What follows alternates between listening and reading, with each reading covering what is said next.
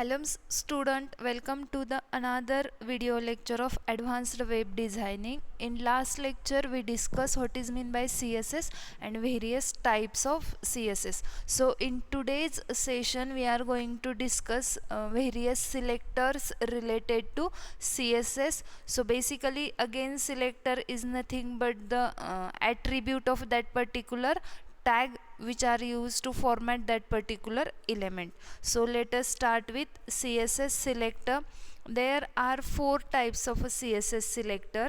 First one is a ID selector, second one is a class selector, third one is a group selector, and fourth one is a universal selector. So let us start with one by one. So let us discuss with first selector, which is ID selector. The ID selector selects the attribute of an HTML element to select a specified element. An ID is always unique within the page, so it is unique element. It is written with the hash character followed by the ID name. So again ID selector single ID attribute HTML चा select करण्यासाठी use करतात आणि तो प्रत्येक इलेमेंटसाठी किंवा प्रत्येक टॅगसाठी काय असतो, युनिक असतो. आणि आय डी हा इलेमेंट किंवा आय डी हा ॲट्रिब्यूट आहे तो कुठल्या कॅरेक्टरने डिफाईन करतात, हॅश कॅरेक्टरने डिफाईन केला जातो. बघा इथे दिलेलं आहे की it is written with the hash character followed by the I D name. म्हणजे तुमचं आय डीचं जे नेम असेल ते नेम आणि त्याच्यासोबत तुमचं हॅश सिम्बॉल ॲड केलं जातं within I D selector. So let us see the example. Here they give one example. Again we write ID selector in head section along with style tag. So here they give the one ID which is hash para. आपण ह्याला ID selector का म्हणणार आहोत, कारण तो hash सिम्बॉलने start होतो आणि जसं आपण नॉर्मल CSS अप्लाय करतो किंवा CSSच्या प्रॉपर्टीज ॲड करतो त्याच प्रॉपर्टी आपल्याला इथं यूज करायच्या आहेत. तर बघा सुरुवातीला आपण हेड सेक्शनमध्ये स्टाईल टॅगमध्ये एक ID क्रिएट केला आहे की जो युनिक आहे, तो हॅश सिम्बॉलने सुरू होतो आहे आणि त्याच्यामध्ये दोन प्रॉपर्टी आपण यूज केलेल्या आहेत. एक म्हणजे टेक्स्ट अलाइन की जी सेंटर असेल आणि टेक्स्टचा कलर ब्ल्यू असेल. त्याच्यानंतर तो ID आपल्याला HTMLच्या वेब पेजमध्ये इम्प्लिमेंट करायचा असेल तर ज्या टॅगसोबत तो ID आपण यूज करणार आहोत तो टॅग आणि त्याच्यासोबत ID काय लिहिलेला आहे, हा सिलेक्टर आहे किंवा तो ॲट्रिब्यूट आहे. त्याचा यूज करून आपण काय करणार आहोत, हॅलो स्टुडंटला तो पर्टिक्युलर फॉर्मॅट अप्लाय करणार आहोत. खालचा जो P टॅग आहे, this paragraph will not be affected, त्या पॅरेग्राफला काहीच अफेक्ट होणार नाही त्या फॉर्मॅटचा. का? कारण आपण ID ॲट्रिब्यूट फक्त हॅलो स्टुडंटमध्ये ॲड केलेला आहे. So here they give the output. बघा ह्याच्यामध्ये हॅलो स्टुडंटची टेक्स्ट अलाइन सेंटर आहे आणि ते आपल्याला ब्ल्यू कलरमध्ये दिसते. बट सेकंड जी लाईन होती त्याला ते अफेक्ट झालेलं नाही. का? कारण आपण त्या लाईनमध्ये ID ॲट्रिब्यूट यूज केलेला नाही. So this is related to ID selector की ज्याच्यामध्ये तुमचा ID हा युनिक असला पाहिजे आणि तो हॅश सिम्बॉलने सुरू झाला पाहिजे.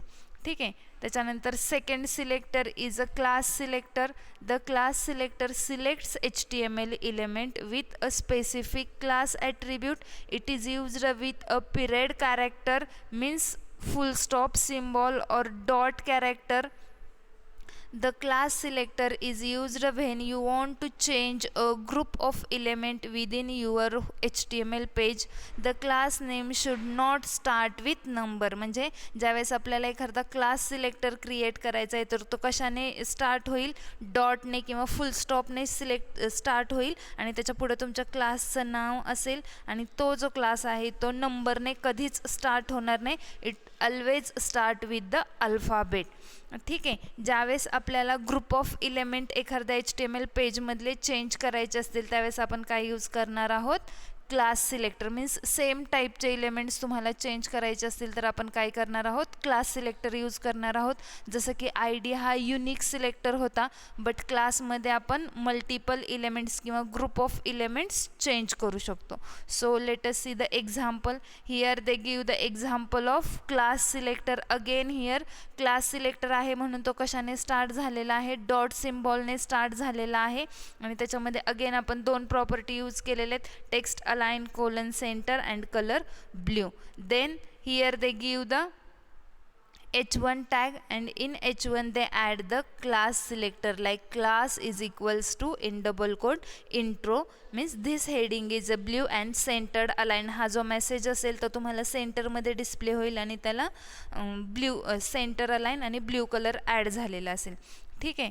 सो अगेन आपण सेकंड लाईन ॲड केलेली आहे, P class is equals to intro, this paragraph is a blue and centred align and closing of body tag and closing of HTML tag. बघा इथं हे जे दोन्ही टॅग तुम्ही यूज केलेले आहेत त्या दोन्ही टॅगला ब्ल्यू कलर अप्लाय झालेला आहे आणि सेंटर अलाइन ॲड झालेली आहे. म्हणजे तुम्ही क्लास सिलेक्टर हा ग्रुप ऑफ इलेमेंटसाठी यूज करू शकता आणि ID सिलेक्टर हा सिंगल एलिमेंटसाठी यूज करू शकता.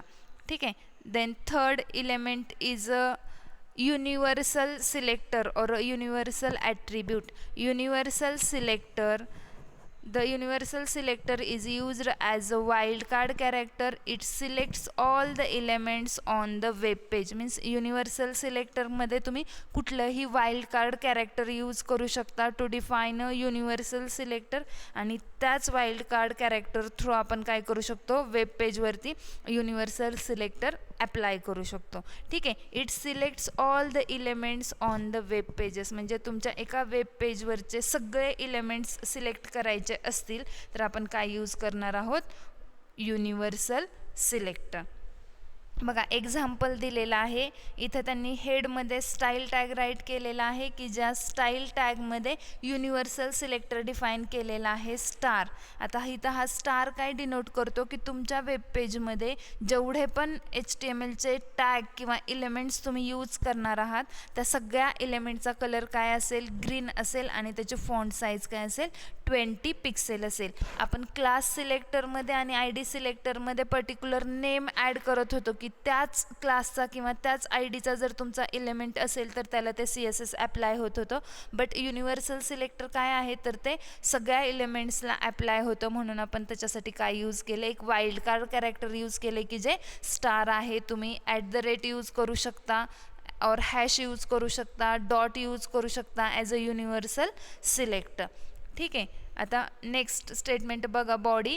त्याच्यामध्ये आपण 2-3 लाईन्स ॲड केलेल्या आहेत. एक H2 टॅग ॲड केलेला आहे. देन अगेन इथं आपण P सोबत एक ID ॲड केलेला आहे, मीन्स ID सिलेक्टर राईट केलेला आहे. And again we write 1 P tag, closing of body tag and closing of HTML tag. So हे सगळे कंटेंट आपण युनिव्हर्सल सिलेक्टरमध्ये बॉडी सेक्शनमध्ये ॲड केलेले आहेत आणि ते आता आपल्याला आउटपुट विंडोवरती डिस्प्ले होतील. ठीक आहे. आता इथे बघा आपण काय काय अप्लाय केलं होतं. कलर ग्रीन आणि फॉन्ट साईज काय आहे, 20 पिक्सेल आहे आणि खाली जस्ट टॅग राईट केलेले आहेत. इथं तुम्हाला कुठंही युनिव्हर्सल सिलेक्टर मेन्शन करायची गरज पडत नाही. का गरज पडत नाही, कारण युनिव्हर्सल सिलेक्टर हा जेवढे पण तुमचे टॅग त्या पर्टिक्युलर वेब पेजमध्ये असतील त्या सगळ्या टॅगला तो ॲटोमॅटिक अप्लाय होतो. दॅट्स वाय इथं बघा जे आउटपुट आहे त्याच्यामध्ये तुमच्या आउटपुटला सगळ्यांना ग्रीन कलर आलेला आहे आणि त्याचे फॉन्ट साईज किती आहे, 20 आहे. आता this CSS is apply two heading जे म्हटलेलं आहे त्याच्यामध्ये H2 टॅग आहे म्हणून तो थोडासा बोल्ड डिस्प्ले होतोय. तर टॅगचे पण फीचर्स आहेत प्लस आपल्या युनिव्हर्सल सिलेक्टरचे पण फीचर्स त्याने डिस्प्ले केलेले आहेत. सो अशा पद्धतीने आपण काय राईट करू शकतो, युनिव्हर्सल सिलेक्टर. तर आत्तापर्यंत आपण 3 टाईपचे CSS पाहिले की ज्याच्यामध्ये पहिला होता ID सिलेक्टर जो की युनिक असतो, हॅशने स्टार्ट होतो आणि त्याचा ID नेम असतं. सेकंड जो असतो तो असतो क्लास सिलेक्टर जो डॉट ऑपरेटरने सुरू होतो आणि त्याचा नेम डिस्प्ले केलं जातं. थर्ड जो आहे तो आहे युनिव्हर्सल सिलेक्टर जो की वाईल्ड कार्ड कॅरेक्टरने डिस्प्ले करता येतो. Then next type of selector is a group selector. So the group selector is use to select all the elements within the same style definition. It is use to minimise the code. Commas are used to separate each selector in grouping. So basically group selector कशासाठी use केला जातो, सगळे element जे same स्टाईलचे आहेत, म्हणजे एक suppose तुम्हाला H1 tag आहे आणि वेब पेजवरती त्याच H1 टॅगला तुम्हाला सेम फॉर्मॅटिंग अप्लाय करायचं आहे, लाईक फॉन्ट कलर ग्रीन असायला हवा आहे, तोच फॉन्ट कलर तुम्हाला P टॅगला पण अप्लाय करायचा आहे, तोच फॉन्ट कलर तुम्हाला H4 टॅगला पण अप्लाय करायचा आहे. सो मग ही सेम स्टाईल डेफिनेशन जर तुम्हाला मल्टिपल टॅगला अप्लाय करायची असेल तर त्याच्यासाठी आपण काय यूज करणार आहोत, ग्रुप सिलेक्टर यूज करणार आहोत. आणि त्याच्या सेपरेशनसाठी आपण काय यूज करणार आहोत, कॉमा सेपरेटर यूज करणार आहोत within group selector. So let us see the example. Here they give two type of example of a group selector. So first line they give H1, H2 and P हे 3 tag आहेत की ज्यांचं text align centre असणार आहे आणि त्यांचा colour blue असणार आहे.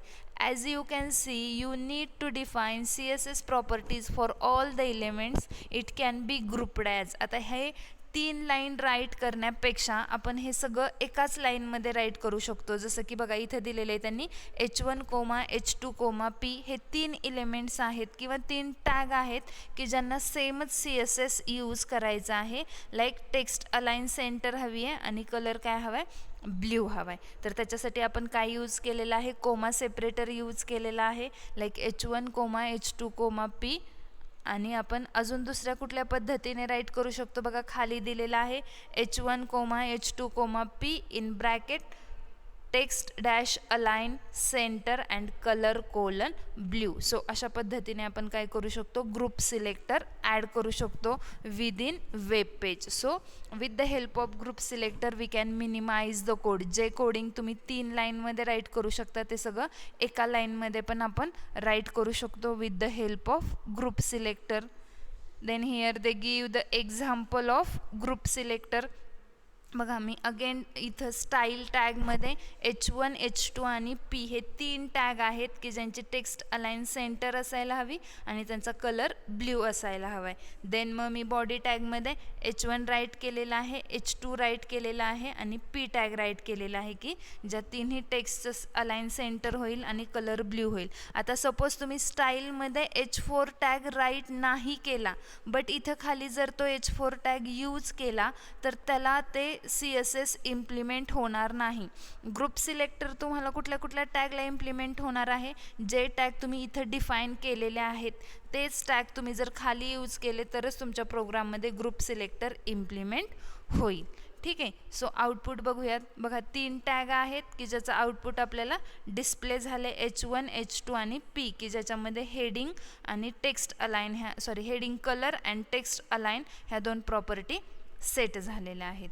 ठीक आहे. तर अशा पद्धतीने आपण 4 टाईपचे सिलेक्टर पाहिलेले आहेत, ज्याच्यामध्ये फर्स्ट वन होता ID, second one class, third one universal and fourth one group selector. तर इथं तुमच्या एक गोष्ट लक्षात आली असेल की ID सिलेक्टरला तुम्हाला टॅगचं नेम राईट करायची गरज नाही आहे. त्याच्यानंतर तुमचा जो क्लास सिलेक्टर आहे त्या क्लास सिलेक्टरला तुमचं टॅग नेम किंवा एलिमेंट नेम ॲड करायची गरज नाही आहे. त्याच्यानंतर तुमचा जो थर्ड सिलेक्टर होता युनिव्हर्सल त्याच्यासाठी पण तुम्हाला नेम ॲड करायची गरज नाही आहे टॅगची. बट जो फोर्थ टाईप आहे ग्रुप सिलेक्टर त्याच्यामध्ये तुम्हाला कंपल्सरी टॅगच यूज करायचे आहेत की जे टॅग तुम्ही खाली बॉडी पार्टमध्ये यूज करणार आहात. इथं तुम्ही पॅरा किंवा इन्फो अशा टाईपचे कंटेंट ॲड करू शकत नाही ॲज अ सिलेक्टर म्हणून, कारण आपण जे टॅगवरती ग्रुप करतोय तेच टॅग आपण खाली प्रोग्राममध्ये यूज करतोय. त्याच्यामुळे तुम्हाला इथं कंपल्सरी टॅग नेम राईट करावे लागतील. ठीक आहे. सो अशा प्रकारचे 4 टाईपचे CSS तुम्हाला सिलेबसमध्ये आहेत. ह्याच्यावरती जर कोणाला काही डाऊट असेल तर तुम्ही ग्रुपवरती क्वेश्चन विचारू शकता. ह्याच्याशी रिलेटेड जे पण प्रोग्राम्स दिलेले आहेत ते एनरायटर ॲपवरती एक्झिक्यूट करून बघा. ह्याच्याशी रिलेटेड कोणाला काही डाऊट असेल तर तुम्ही मला क्वेश्चन विचारू शकता. थांबूयात. थँक्यू.